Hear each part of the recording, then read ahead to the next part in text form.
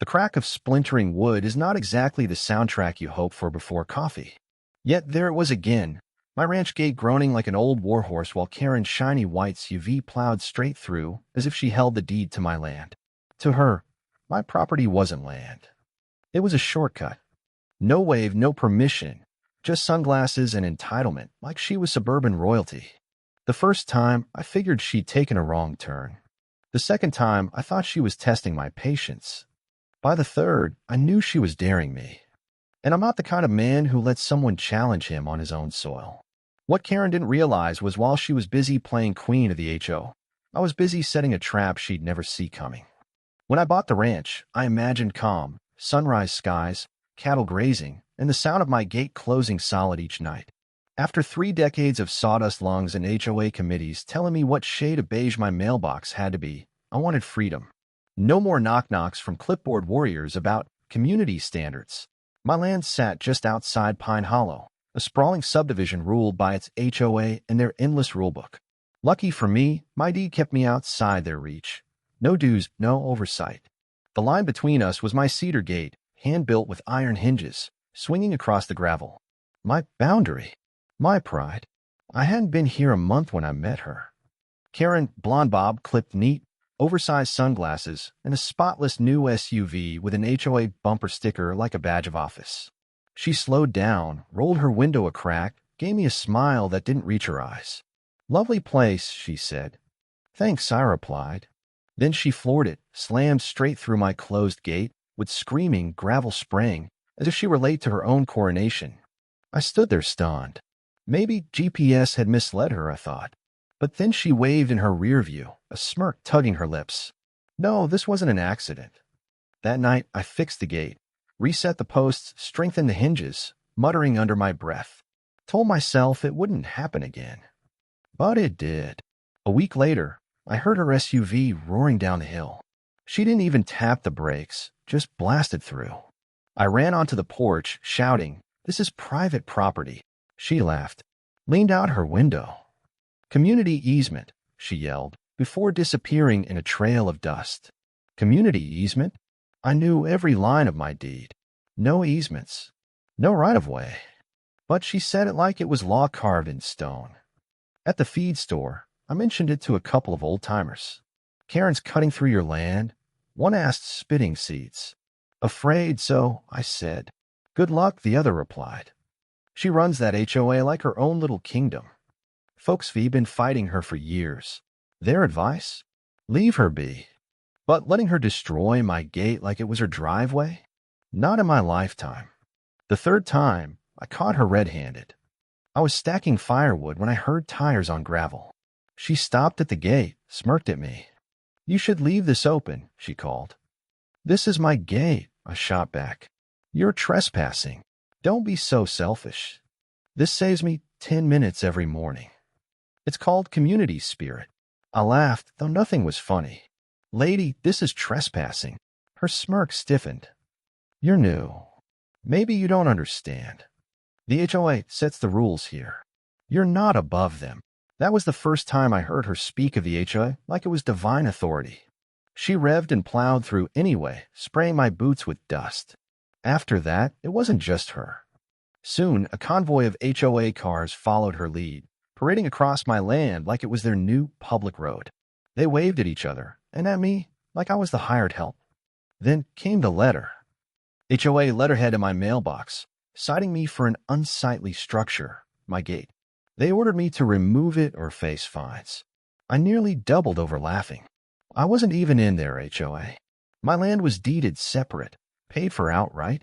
But there it was, black and white, their demand to tear down the very gate they were destroying. At the clerk's office, I confirmed it again. No oversight, no easements. My land was mine. The letter wasn't a mistake. It was a shot across the bow. Karen wasn't just entitled. She was waging war. By then, my gate wasn't just wooden hinges. Every crack felt personal. Every dent was her mocking me. One Sunday, I blocked her path with my old Chevy, parked across the entrance. Sat on the tailgate, sipping coffee, waiting. Didn't take long. Dust cloud rising. SUV charging. She slowed, leaned out with that same smug smile. You're wasting your time, she said. This road belongs to everyone. No, ma'am, I replied calmly. This road belongs to me. My deed says so. She smirked wider. You can't own land that blocks community access. That's against the law. I nearly spit my coffee. Against the law? I checked the records twice. She was bluffing. But she said it with such confidence, you'd think she'd written the statute herself. I suggest you turn around, I told her. Her grin only grew. And I suggest you move your truck. We stood there locked in a stare for what felt like an age. Finally she huffed, backed her SUV out, and peeled away in a spray of gravel. For a moment I thought I'd won. The next day, I drove up to find my gate flattened, posts snapped, hinges bent out of shape, fresh tire tracks cutting across the pasture. Karen had escalated. It didn't stop with her. Within a week, I noticed other HOA vehicles following the same route. A maroon minivan with a Pine Hollow decal, a silver sedan with the treasurer's name on a plate. They treated my property like public land. It was coordinated, deliberate. I tried reason one more time and walked into the HOA office, a brick building that smelled of formality and power. There she was behind a polished desk, binders stacked like armor. We need to talk, I said. She slid a paper across listing fines for supposed violations, unauthorized structures, unkempt land, and invented easements, nearly $300. I told her I wasn't even in the HOA. She tightened her smile and said boundaries were flexible when the community was at stake. I left knowing this wasn't a disagreement anymore. It was attrition. She would harass and intimidate until I cracked. After that came the clipboard man, board members showing up uninvited, snapping photos, muttering about documenting violations. One of them informed me my rebuilt gate would be ignored because the HOA had voted to keep the road open. Their paper arms and petty penalties were only a part of it. One midnight, my gate was wrecked again, and this time I saw Karen's taillights recede into the night with no pretense. Word around town was the same. She's got the sheriff on speed dial, the county clerk in her pocket. The law wasn't going to be my savior. Standing in the wreckage, every smashed plank felt like an invasion. I began to think differently. If repair hadn't stopped her, maybe something stronger would. I pictured building a trap, something she couldn't laugh off if she barreled through again. But before I could act, they struck harder. 3 cars, Karen leading, 2 board members trailing, tore through my drive late one night, whooping like kids. I chased them away with my voice and whatever I had, but they didn't care. The sheriff's office was no help. Without video, it was he said / she said, and Karen's influence would drown out my protest. So I came home angrier than ever and decided that if the law wouldn't keep my land safe, I would. The next evening, as I hammered the final hinge onto a temporary gate, Karen showed up without the usual niceties. You're wasting your time, she snapped as she stepped out of her SUV. We'll keep driving through until that gate is gone. Accept it. I wiped sweat from my brow and shot back. You think you owe me?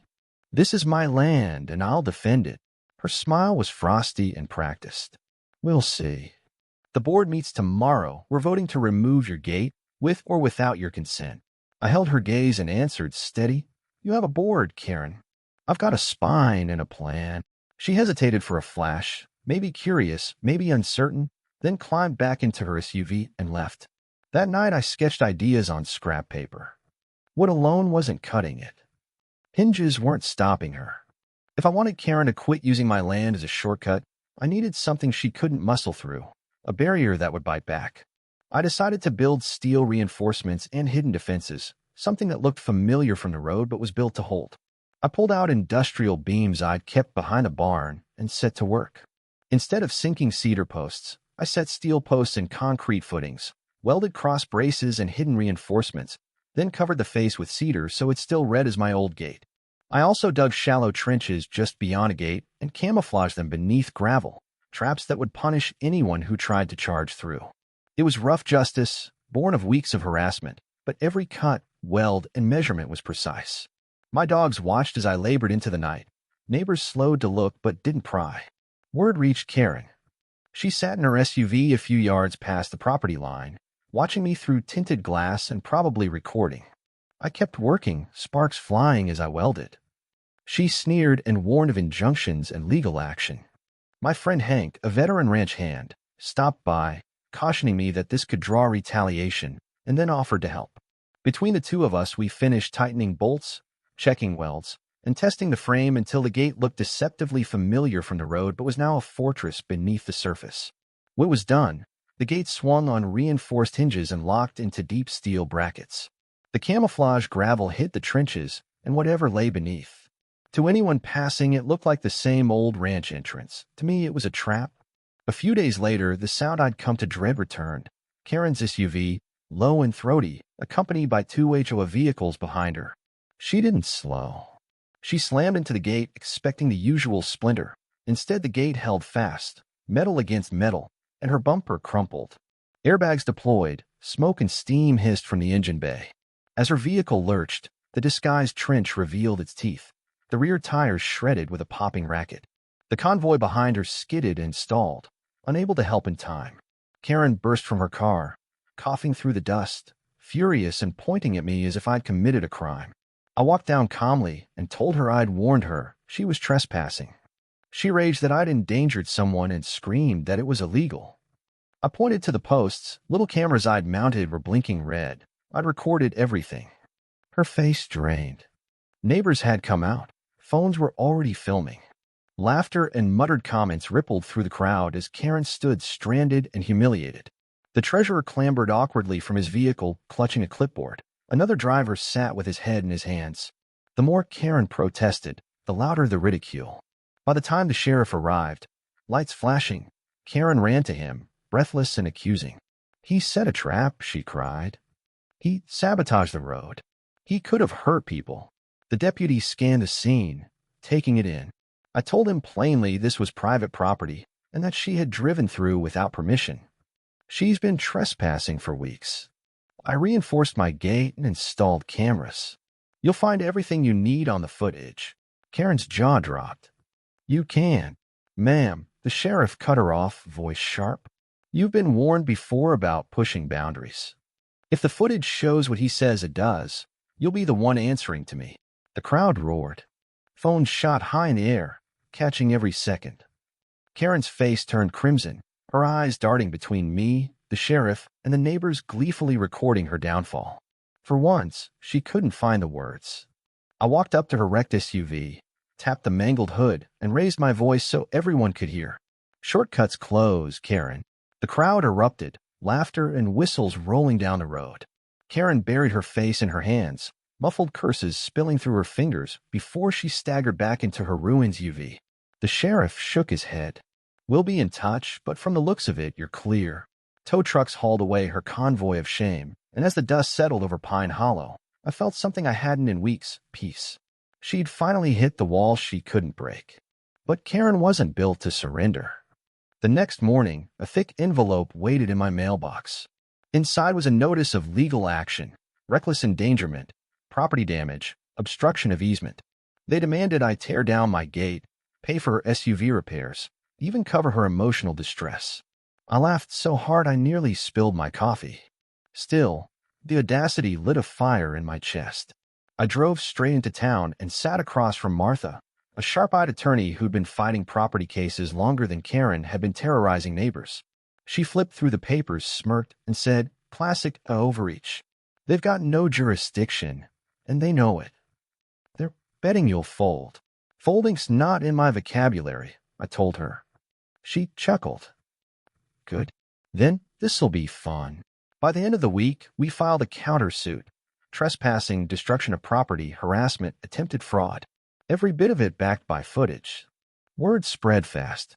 Soon Karen and her board were outside my gate, clipboards in hand, shouting for the whole street to hear. "This man set a trap that could have killed children," one of them cried. "Unsafe structures everywhere," another barked. Karen stood at the center, waving papers like a general at war. "We cannot allow one man to endanger this community. He will pay." Neighbors gathered, murmuring, filming.